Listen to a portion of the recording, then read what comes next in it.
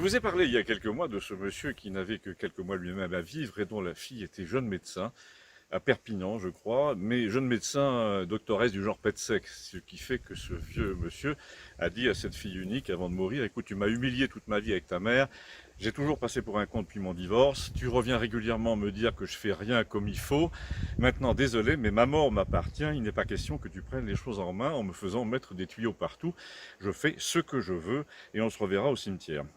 Et là, il s'est adressé en cachette à un médecin de son âge de la vieille école, et c'est le cas de le dire puisqu'il l'avait connu en classe dans un collège religieux de Belmont-sur-Rance, où apparemment les fils boursiers d'agriculteurs pouvaient encore devenir médecins à l'époque. Je vous parle des années 60, hein. Tout ça pour dire que le médecin nommé Jean Robert a assisté ce type discrètement jusqu'à la fin et lui a donné ce qu'il fallait au moment ultime.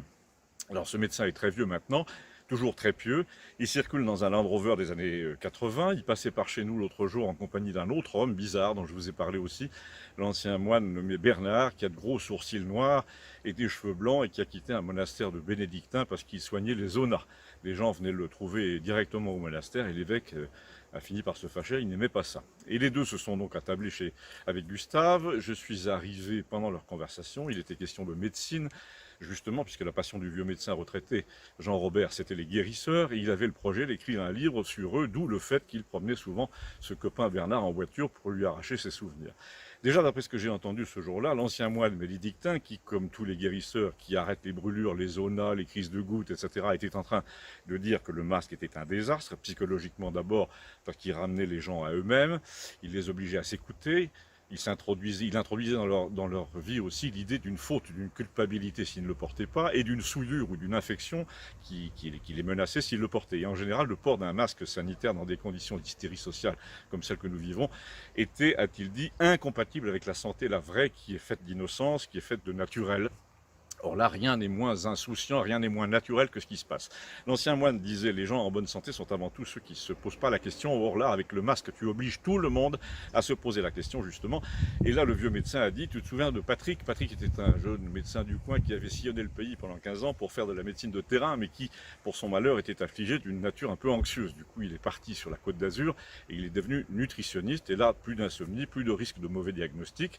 Et notre vieux médecin, en parlant de cet ancien collègue, a dit: c'est pas qu'il était mauvais médecin, mais quand les gens viennent te voir en sortant de chez lui, ils disent: il n'est pas rassurant, vous comprenez, il voit tout en noir. Et là, le vieux a dit à son copain Gustave: tu as la clé de la guerre civile qui se passe en ce moment entre les deux sortes de médecins en France. Il y a ceux qui, comme moi, disent aux patients: écoutez, pas d'inquiétude, surveillez ça et ça, puis rappelez-moi dans une semaine. Et puis il y a ceux qui disent: attention, ça peut être très grave, il faut faire des examens dès demain, etc. En somme, m'a dit Gustave, toi tu es du côté Raoult et les autres c'est plutôt le comité scientifique de Macron. C'est faites gaffe, il n'y a ni réa ni décès, mais ça peut venir. Tu crois pas si bien dire, a dit ce fameux Jean Robert, parce que le grand mot chez les pisse-froids de la médecine, les ambitieux, les frimeurs, c'est le mot scientifique, scientifique, à prononcer à la Rému. Regarde Buzyn avec ses brillants états de service, l'ancienne ministre de la Santé, après nous avoir raconté qu'elle allait redevenir médecin de base, entre parenthèses, on a bien fait de ne pas la croire, elle se retrouve avec un salaire énorme à la tête de quoi? D'une espèce de machine à vapeur administrative qui s'appelle justement Universcience et qui illustre parfaitement la dérive de la médecine moderne vers le scientifique. Désormais, on veut du concret, de l'éprouvette, du reproductible, de l'explicable, des protocoles. Et c'est là qu'il s'est tourné avec égard, avec respect vers l'ancien moine guérisseur et qu'il a dit: or la médecine n'est pas une science, mais c'est un art, l'art de guérir. Elle s'appuie sur la science de temps en temps, mais le principe premier en médecine, c'est qu'une guérison obtenue hors de toutes les règles scientifiques vaut largement un malade qui vous claque entre les doigts sans prévenir, entouré de tous les protocoles, après 3 IRM et 2 échographies, et dont le médecin ne connaît même pas le prénom. Ne rigolez pas, c'est très fréquent. Dans la crise du coronavirus, c'est frappant. Tu as ce fameux comité scientifique, des types qui sont là pour faire un topo au président sur ce que dit la science, sur les dernières conclusions des équipes chinoises ou canadiennes, mais ils sont incapables de lui raconter ce que disent les patients eux-mêmes au fond du couloir de l'hôpital, parce qu'ils ne les écoutent pas et que généralement, quand ils font la visite dans leur service, c'est un interne qui leur fournit les détails à propos du malade, un peu comme lorsqu'un ministre visite son administration et qu'il ignore absolument qui fait quoi. Je ne sais pas si tu as déjà vu un chef de service dans un grand hôpital parisien. Déjà, tu aurais du bol de le trouver dans le couloir parce qu'il passe la moitié du temps sur TF1. Mais le type te parle de double aveugle, de revues scientifiques à comité de lecture, de collègues et d'agences nationales de santé. Mais il ne te parle jamais de la vie des gens, la vraie vie. là, dans cette dinguerie quotidienne à propos des masques, il y a longtemps que ces gus ont perdu de vue le réel, et le réel, c'est le nombre d'admissions et le nombre de morts. Tout le reste, c'est de la spéculation sur les études scientifiques et les prescriptions des organismes internationaux, lesquels sont d'ailleurs achetés par les labos. Et là, j'ai apporté mon petit grain de sel en racontant que sur Internet, quand par hasard on parle de ces questions avec un inconnu, l'argument qui est en effet censé réduire l'adversaire à néant, c'est non scientifique. C'est un argument qui a été opposé 20 fois à Raoult lui-même, qui est pourtant plus scientifique qu'un médecin de famille, et il répond que l'objet de la médecine, c'est de guérir, de soigner dans l'urgence. Et on se fiche un peu de savoir si on a respecté la méthode une fois que le patient est guéri. On a l'impression que ces gens préféreraient presque le contraire, que le patient meure, mais qu'au moins on sache pourquoi. Tandis que si j'ai bien compris, chez Raoult, le patient ne meurt pas ou pas souvent, mais on ne sait pas tout à fait pourquoi. Je vais même te dire, a poursuivi Jean-Robert, le vieux médecin là, en ayant l'air de prendre le moine guérisseur à témoin, une fois de plus, du temps où j'étais en activité, certains patients, quand je débarquais, je pouvais te dire tout de suite s'ils étaient candidats à la guérison ou non, alors que je ne savais même pas ce qu'ils avaient. Il y a des patients, ceux qui généralement sont les plus demandeurs de scanner d'ailleurs, qui sont en pleine spirale d'autodestruction. Ils flirtent avec la maladie. Et là, toute la science ne peut rien pour eux. Et il y en a d'autres qui te demandent visiblement à toi, médecin, des raisons de lutter. Donc c'est de la psychologie. Donc c'est pas en leur disant la psychologie, désolé mais c'est pas mon fort, que tu vas les guérir.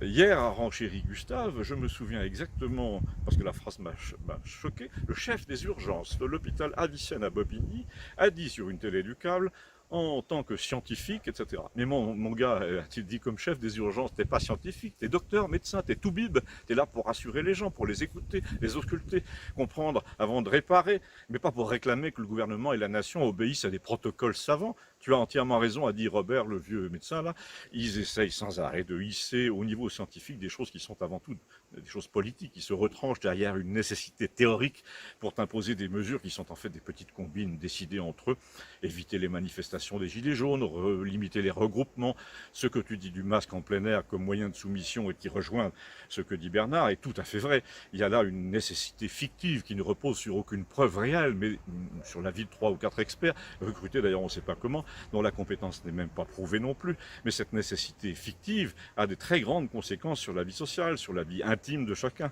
Elle rend malade les esprits et les corps. Porter le masque en plein air, c'est un peu comme si tu disais aux hommes de porter un préservatif quand ils se promènent dans la rue. Donc là, Gustave a grommelé, il y a des moments où même avec la meilleure volonté, on n'est pas sûr de pouvoir le mettre, surtout à notre âge. Et l'autre a répondu, c'est bien ce que je te dis, c'est complètement absurde. En plus, je vois qu'à Marseille, ils veulent fermer les bars après le dîner. Parce que figure-toi, a dit le vieux médecin toujours, le virus attend devant la terrasse jusqu'à 19h59 pour se jeter férocement sur les clients à 20h. Donc la préfecture, Pacone, a pris les devants et elle va faire fermer les bars juste avant. Entre parenthèses, c'est le même préfet qui disait qu'on n'avait pas le droit de porter le maillot de l'équipe du PSG un soir de match pour éviter les incidents. Et je ne te raconte pas les cas de ces policiers qui verbalisent les gens en train de manger une glace parce qu'ils n'ont pas de masque. Toute la vie sociale est devenue une espèce de sketch lugubre qui repose sur un mensonge permanent comme chez Orwell. Moi, je suis comme Gustave, je pense qu'il faut mettre cette absurdité en lumière le plus souvent possible sur le ton de la blague, en leur disant « Non mais vous avez vu à quoi vous dites oui tous les jours ». Allez, a dit le vieux médecin, montre-leur ton masque. Et là, Gustave lui a sorti de sa poche le masque que je vous mettrai en incrustation, que j'ai gardé après cette conversation. C'est un masque qui m'a paru très explicite et qui est l'un des innombrables moyens de montrer que nous sommes gouvernés par la crainte du bâton, par l'arbitraire médical et le défaut de réflexion. Et là, Bernard, l'ancien moine guérisseur, toujours nous a dit, moi je peux témoigner que les gens sont très perturbés par ces histoires de masque, de péril invisible, soigner l'imaginaire des gens, c'est quand même ma spécialité. Et Jean-Robert l'a interrompu pour dire, tous ces médecins qui se font appeler scientifiques devant les télés te diraient que les gens qui arrêtent les brûlures comme toi après les séances de rayons par imposition des mains, c'est de la foutaise, mais l'hôpital de Villeneuve te paye au forfait pour le faire, n'est-ce pas? Et l'autre a dit oui. Et Bernard a enchaîné en disant la moitié du travail d'un guérisseur, c'est de rétablir un équilibre intérieur, une confiance, c'est ça que fait Raoult, tandis que la mise en garde permanente au nom de la science, comme dit Jean-Robert, c'est déstabilisant, du coup les comportements déviants se multiplient en société, il y a des dénonciateurs maladifs, il y a des hypochondriaques en pagaille, il y a des tyrans qui te disent de mettre ton masque quand tu leur parles, il y a ceux qui suggèrent à la télé que le gouvernement devrait être encore plus sévère, et là parfois tu t'aperçois que dans ton propre entourage, parmi tes enfants, tes cousins, tes beaux-frères, il y a des vocations staliniennes partout. Macron a ouvert une véritable boîte de Pandore qui finira d'ailleurs par l'engloutir. Quand tu essaies de raisonner, moi je ne suis pas médecin, mais Jean-Robert me l'a dit souvent depuis 2 mois, les gens au fond finissent par admettre que les risques médicaux sont montés en épingle en ce moment pour raisons politiques. Donc finalement, leur dernier argument, c'est au moins, quand on a un masque, on n'a pas d'ennui avec la police. À quoi Jean-Robert a dit, c'est un peu comme sous Pétain, quoi. Quand on respectait le couvre-feu et quand on trafiquait pas les cartes de pain, on n'avait pas d'ennui non plus. Et là, Gustave a dit en parodiant ce qu'il venait de dire, arrête Jean, tu vas nous attirer des ennuis si tu te compares avec l'occupation. Moi, je l'ai vécu, a dit Jean-Robert, j'avais 12 ans et toi, tu n'étais même pas né. Eh ben, je peux te garantir que je reconnais les discours, ce sont les mêmes, sauf que les résistants risquent moins qu'avant, évidemment, mais ça peut se gâter avec les gens qu'on a aux affaires en ce moment, on est sûr de rien, ça peut tourner l'aval, comme aurait dit mon copain Céline. À propos, a dit Bernard, le moine guérisseur, là, c'est quand même bizarre, il s'en vante pas trop, mais Maxime, tu sais, l'adjoint à la culture de Villeneuve, qui a pris sa retraite, m'a raconté que Gustave a brillé la semaine dernière à Toulouse lors d'un rassemblement du maire. Il a même eu les honneurs de la presse locale. Pas du maire, de la communauté de communes, a dit Gustave. Et là, tout le monde a demandé, mais qu'est-ce qu'il fait ce Gustave? Et Gustave Bonprince a laissé à Bernard le soin de le raconter tel que on le lui avait raconté. Alors il paraît que Gustave s'est pointé dans ce vin d'honneur du maire, inauguration, etc. Tout le monde avait son masque en portant le sien, mais il s'était arrangé pour porter aussi un casque. Gustave avait précisé, mais pas un gros casque intégral, un petit casque de cycliste. Et quand un élu qui était au micro a cru amusant de se moquer de lui dans la salle, qui était debout au milieu des gens, en disant il y en a visiblement qui ont failli débarquer ici dans cette salle avec leur bicyclette, tellement ils étaient impatients de m'entendre, Gustave a gueulé du troisièmement, non, moi je porte le casque en plus du masque parce qu'on a les mêmes risques à Toulouse de recevoir un pot de fleurs tombé d'un balcon que d'attraper le virus en plein air. Donc j'exige que la mairie impose aussi le casque de cycliste à tout le monde au nom de la santé publique. Sans quoi, je l'attaque devant le tribunal administratif. Il paraît que ça a été le tohu-bohu dans la salle, on voulait l'attraper pour le chasser, il a hurlé distanciation, distanciation, geste barrière, pendant qu'on le saisissait, les uns disaient il a raison, il est marrant, les autres le traitaient de mauvais citoyen et voulaient qu'il soit mis en garde à vue. Alors moi j'en ai reparlé avec lui le lendemain, il m'a dit le seul moyen de sortir les gens de leur état de zombie là, c'est de jouer les Coluches en permanence. Mais quand tu regardes autour de toi, ils se sont carrément arrangés pour couper les micros de tous ceux qui pouvaient dire non. Alors il faudra y aller au porte-voix, je te préviens. Ma devise pour la rentrée, c'est paintball et porte-voix. J'ai pas eu le temps de lui faire expliquer davantage, sa fille venait le chercher, mais nous saurons bien un jour ou l'autre ce qu'il voulait dire. À bientôt, merci.